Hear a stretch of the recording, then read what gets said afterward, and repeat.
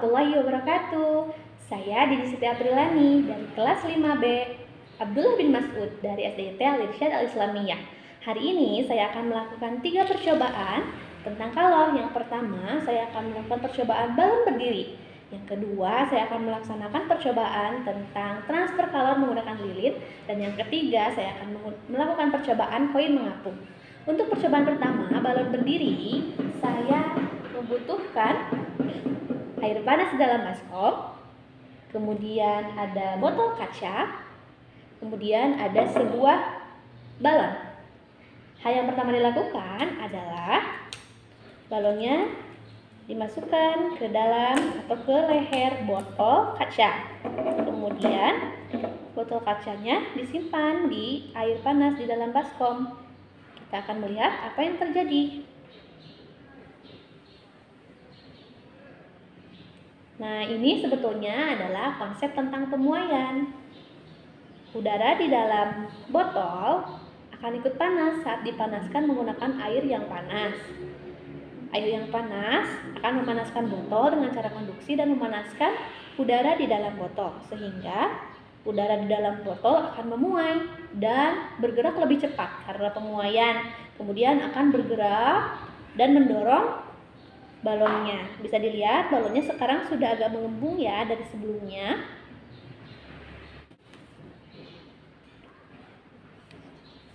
Oke, setelah sekian lama balon menjadi berdiri. Ini percobaan balon berdiri dengan konsep pemuaian. Karena gas di dalam botol memuai sehingga mendorong udaranya untuk masuk ke dalam balon.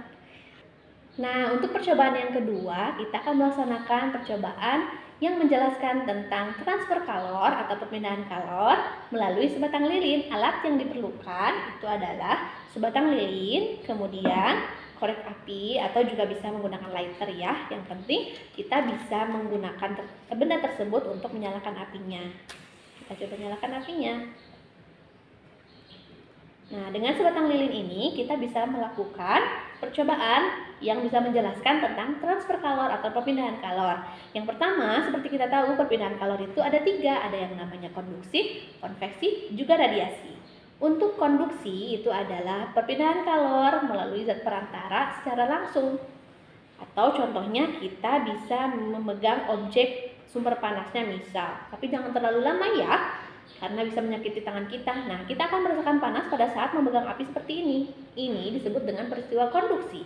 Peristiwa yang sama juga kita bisa menggunakan logam atau konduktor lain, kemudian kita tempelkan ke api, maka logam tersebut akan merasakan panas, akan ada panas dan merambat sepanjang benda tersebut atau konduktor tersebut sampai akhirnya tangan kita yang memegang konduktor terasa panas. Nah, itu juga peristiwa konduksi. Kemudian yang selanjutnya adalah peristiwa konveksi. Konveksi atau aliran adalah peristiwa perpindahan kalor karena adanya aliran seperti aliran udara atau aliran air. Jadi panasnya mengalir melalui media yang mengalir, yaitu media udara dan air tadi. Contohnya untuk lilin ini, saat kita menyimpan tangan kita di atas lilin, tangan kita akan terasa sangat panas. Mengapa? Padahal tangan kita tidak memegang api ya, tidak terkena kontak langsung dengan sumber panas. Tapi saat kita meletakkan tangan kita di atas lilin, itu terasa panas. Ini karena ada peristiwa konveksi, sehingga sumber panas dari lilin, api dari lilin akan menghangatkan udara di atas lilin dan udaranya akan naik. Karena dia merasa karena panas, perpindahan kalor, kemudian akan pindah kalornya terkena ke tangan kita. Maka ini adalah peristiwa perpindahan kalor secara konveksi. Terakhir, peristiwa perpindahan kalor secara radiasi. Contohnya saat kita meletakkan tangan kita di pinggir lilin seperti ini, tangan kita akan merasa hangat. Nah, ini adalah perpindahan kalor secara radiasi atau perpindahan kalor tanpa melalui media apapun. Jadi, perpindahan kalornya secara radiasi. Contoh yang sama juga saat kita melakukan atau menjemur badan kita di bawah sinar matahari, kita akan merasa hangat. Itu juga contoh peristiwa radiasi. Sedangkan untuk contoh peristiwa konveksi yang lain adalah contoh terjadinya atau prosesnya angin darat dan air laut, atau juga pada saat kita memasak air, maka air panas akan ke atas bergerak dan molekul air dingin akan ke bawah. Itu terjadinya aliran atau perpindahan kalor secara konveksi. Seperti itu. Terima kasih. Selanjutnya kita akan melaksanakan percobaan yang ketiga. Cobaan yang ketiga memang tidak ada hubungannya dengan kalor. Nah, ini adalah koin mengapung. Alat dan bahan yang harus diperlukan itu adalah punya klip kertas. Klip kertasnya sengaja dibuat seperti ini, jadi bentuknya siku-siku. Selanjutnya ada koin. Koin yang digunakan adalah koin yang berwarna silver seperti ini ya, boleh pecahan 100, 500 atau 200. Kemudian yang digunakan adalah air.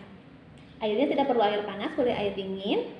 Kemudian yang dilakukan adalah kita meletakkan koinnya di atas klip kertas. Perhatikan bahwa untuk membuat koin ini mengapung itu harus diletakkan secara mendatar dan hati-hati serta keadaan yang stabil, jangan sampai wadahnya bergoyang-goyang. Kita zoom ya. Misalkan airnya dalam keadaan sangat tenang dan disimpan dengan sangat hati-hati.